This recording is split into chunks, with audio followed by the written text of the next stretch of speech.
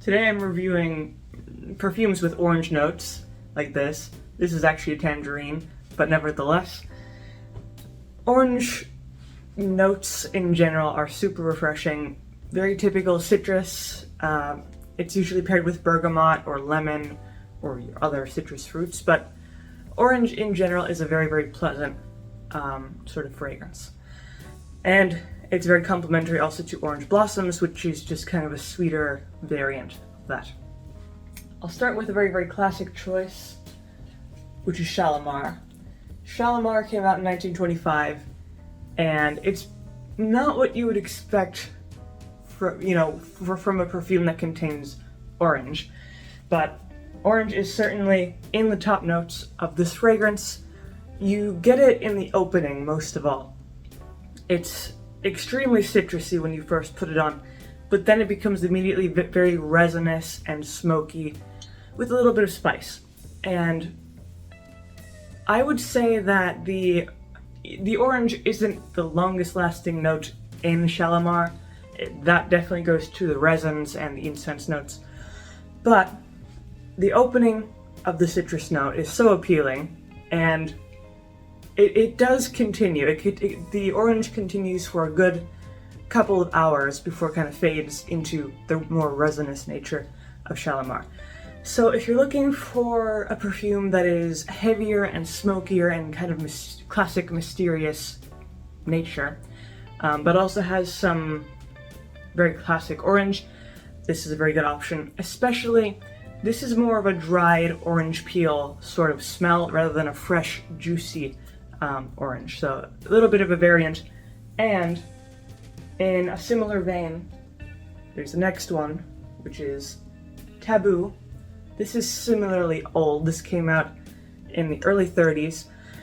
This is similar to Shalimar in that it's incensey, smoky, spicy, heavy, definitely. More of a very specific niche kind of fragrance that not everyone would probably enjoy, but some people would absolutely love it. It also has that very prominent citrus opening, that orange, and it's impossible to miss. It's a very delicious sort of orange. This, for Taboo, the citrus doesn't last as long as with Shalimar. Shalimar has a stronger overall citrus body before it kind of fades out into the base notes. So, again, if you're looking for something heavy and resinous but still with that citrus note, Taboo is a good option. Then, for something much lighter, there is Sublime by Jean Patou. This is one of my favorite fragrances. It is very light but warm at the same time. It's a floral fragrance, but with that kind of orange in the opening, it really complements these florals, kind of the warmness of the Lang Lang note that it also has, and then it has some warmer base notes to ground it.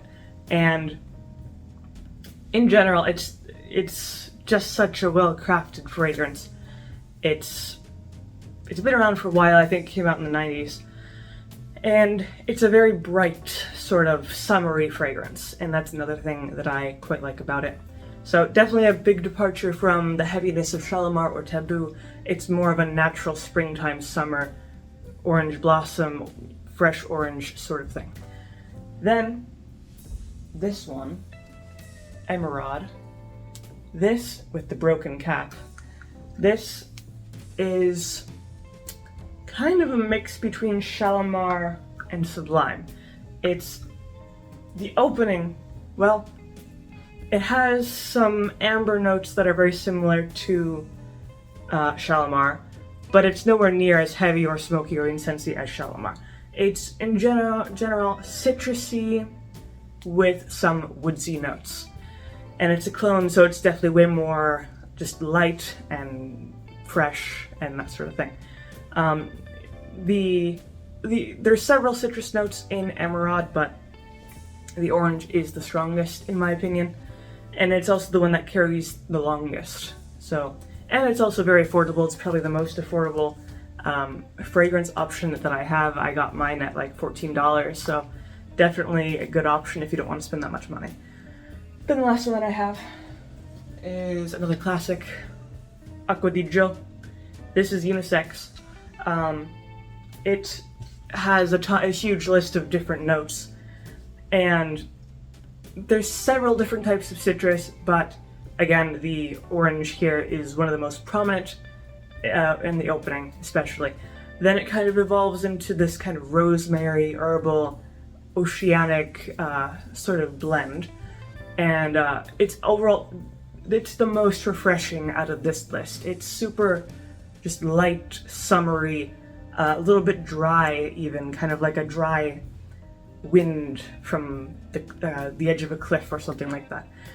And the citrus really adds some character, some sharpness to Aqua di Joe to make it really pop. So in general, Aqua di Joe is just a really good casual summer sort of option. So that's pretty much all I have to say about perfumes with orange notes in them. If you have anything to say about them, you can leave those down in the comments below. If you like the video, leave a like, maybe subscribe, and I make videos throughout the week, so stick around for those.